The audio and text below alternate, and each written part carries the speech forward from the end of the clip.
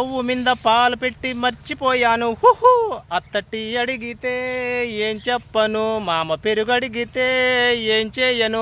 Hi friends, నేను మీ రాయలసీమ కుర్రోడిని. చిన్న like and subscribe. చూసారా, గేదెలు ఉండాలి, ప్రతి ఒక్కరి ఇంట్లో ఉండాలి. స్వచ్ఛమైన పెరుగు పాలు తాగాలి. ఒక్కొక్కరి ఇంట్లో ఒక్కొక్కటి కొనుక్కోండి. ఉద్యోగం ఉందనా, మాకు ఉద్యోగం లేదు, మరేం చేయాలి, దీంతో అడ్జస్ట్ చేసుకోవాలి.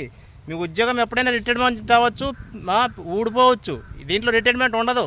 స్వచ్ఛమైన పాలు, స్వచ్ఛమైన పెరుగు, నెయ్యి అన్నీ దీంతోనే వస్తాయన్నమాట. ఒక్కొక్కరికి చూపిస్తాను చూడండి. ఇదిగో వీడికి 90,000, వీడికి 20,000, 30,000, దానికి 40,000, దానికి 50,000.